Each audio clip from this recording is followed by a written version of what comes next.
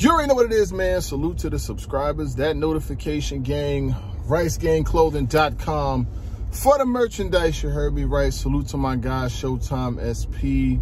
We will be back in effect, recapping battles and doing the things that we do for our subscriber base. And speaking of subscriber base, salute to every single one of y'all out there who watch this content, whether religiously or in passing.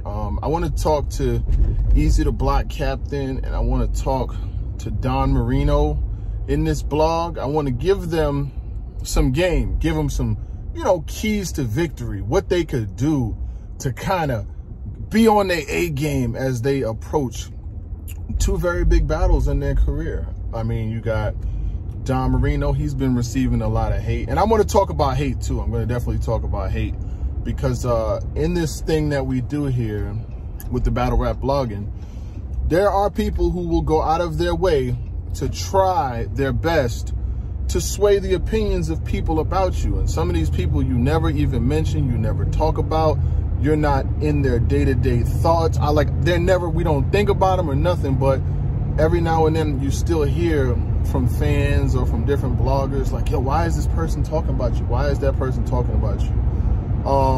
I think it's corny. I think that when it comes to this battle rap shit, we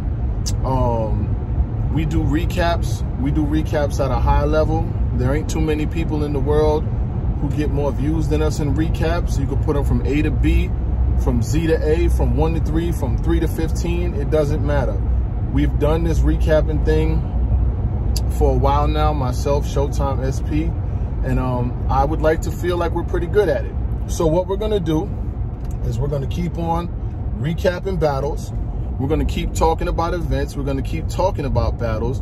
And if you don't like it, you got two options. You could not watch it, or the first option should be the second option. Because honestly, at the end of the day, who really gives a fuck who's the best at this, who's the best at that? Like, that doesn't really matter. Like, I think people would be so pressed to get validation, and I think that shit is whack. But at the end of the day, salute to Showtime SP. I would never throw in his face, yo, if it wasn't for me, like, what does that mean? Because if I do that, then it wasn't genuine to begin with. I love what he does as a blogger. I love how he's coming up, his ambition. He has a YouTube channel now where he's starting to put his own little videos out, and people are starting to watch them, and I embrace that, and I love it at the same time, and I want him to keep doing what he does. Am I perfect? No. And is any one of these motherfuckers from A to Z perfect? No. But don't throw stones at people when you live in a glass house. And I don't do free clout, so I'll never get into name for name battle rap blogging wars. Like, for what? Like, I'm here to talk about battle rap and the battles. Let's do that. Now, Don Marino, we've watched you come up. I know you've wanted big battles. You've wanted big names for quite some time now. And, you've had some good joints. You have some other joints that was questionable and up and down. Now you get Rum Nitty. Rum Nitty hasn't battled in about a month or two. With Rum Nitty not battling in a month or two, that's a long break for him. Because we all know he be on every EFB, every fucking battle. He be on every card. And us not seeing him for a couple months means a lot, because he's going to come with that smoking gun for you. So with that being said, I think that for you need to be out the gate with it. Like, you really need to attack quick. You need to not have no bad transitions. You need to be able to have quick punches. And you just got to be able to show us something that we haven't seen. I've seen people in different blogs or different tweets try to compare you to a battle rapper named Joe. Joe used to be around, and Joe used to do a lot of punches. He was a white kid. He was pretty cool. Like, he wasn't too bad with it. He did a lot of punches, but he never really found his footing. Like, he had got to battle, he battled Franchise. I think his last battle was versus Newborn. So he had got to the cusp of the trending to that next tier, but he never really got there before he kind of stopped battle rapping for his career. I heard he had a job, and his job wasn't cool with the whole battle rapping thing. You got to remember, some companies, the people that work for them are a definitive representation of them. So it's just what I heard, that he had to stop battle rapping because of that. And I know Oh, he battled Holmesy too when Holmesy was in the Proving Ground too. Y'all remember Joe? Come on, I'm speaking like this is 15 years ago. Shit was literally like 2-3 years ago. So you know, he had the serial scratch. I'm late for work. That was the line. Oh, he said I take the unregistered 40. I'ma make it burst. I'm up in the morning scratching with the cereal like I'm late for work or some shit. Yo, that shit was crazy. I'm not gonna lie. That shit was, I'm up early scratching with the cereal. I know I'm off track, but whatever. Who gives a fuck? That punchline was crazy. So yeah, what I was saying was for Don Marino, I don't think for you, I don't think the big, like beating Rum Nitty would be crazy. It would be out of control for you. But I think the biggest key factor here would be for you to survive and to show us that you can do something, like you could, like, you know what I'm saying? Like you got a little flow, like you show us that you here that you belong here. I think that's the biggest thing. Showing and proving to people that you belong here versus that top tier talent. You do excellent promotion, you know, you talk good shit, you got good looks, you with NWX, so if you with them, you know what I'm saying, you're gonna get battles because just being with the best team in battle rap is going to get you looks. If being with the best team in battle rap can't get you looks or can't get you fringe benefits, then what are you with them for? So with that being said, you're going to get the looks. Utilize it. You know what I'm saying? You know, got to show up and you got to prove a lot of people wrong because most people got you losing anyway. So when most people got you losing, you got a lot of people hating on you and you know what's up. Like, come on, you see it out here. Like, you're not oblivious to the fact that that people hate on you. You just got to use that as positive motivation. You know what I'm saying? Like, that's just what it is. And you got Eazy the Black Captain. Eazy the Black Captain, his stock rose real fast. He even made it on Chris Humbay's stock rise list, and rightfully so. Like, Eazy the Black Captain, he got his shit out of here real quick. And it was because he took the bull by the horns and took advantage in battles that he should have took advantage in. That Cortez battle, that Clear 3-0 helped him out a lot. The Danny Myers battle, it should have never even been that close. So for it being that close, I got Eazy the Black Captain winning. Now he's battling against T-Top. You know you did good, or you know you won if they putting you in front of a veteran like that. Like, putting you in front of a veteran like that means a lot because a lot of rookies or new guys don't get them shots.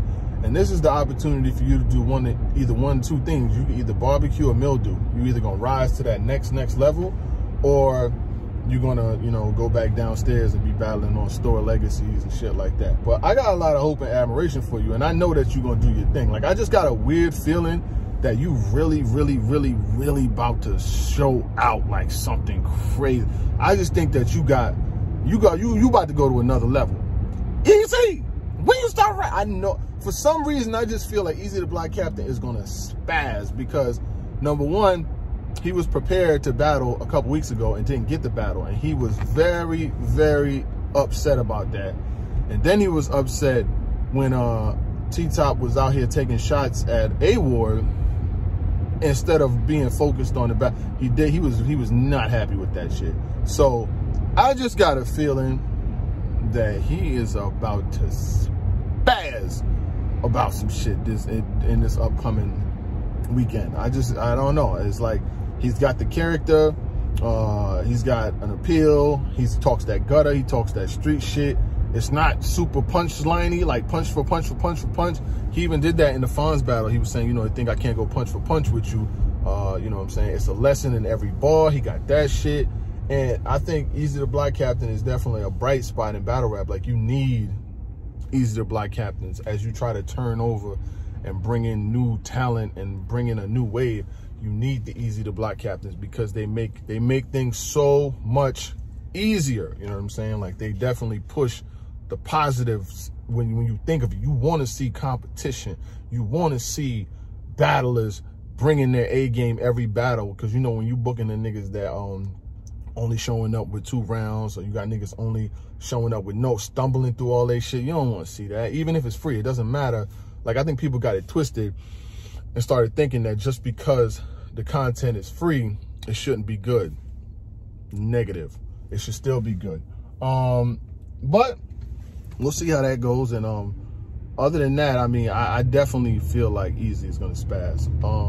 But salute to the people who love this content. You know, salute to our supporters, people who cop the merchandise. We're going to make sure we get the rest of that out this week.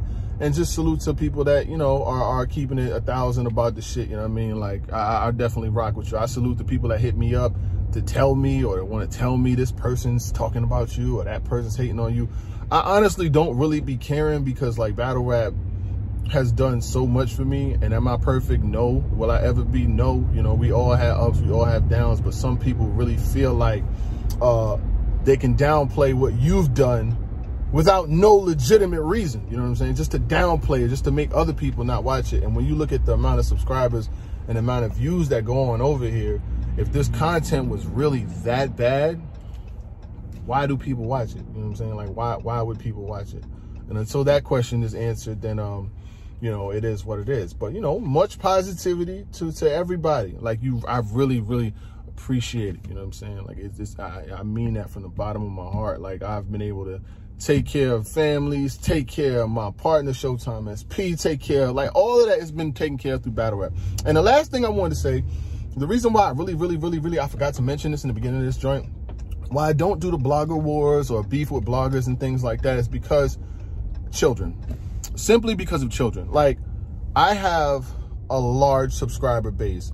And when I had a dude like not too long ago hit me up and had his 1-year-old watching the battles, and people tell me when I see him in the streets that, yo, my son, we watch y'all blogs as a family, we watch y'all recaps.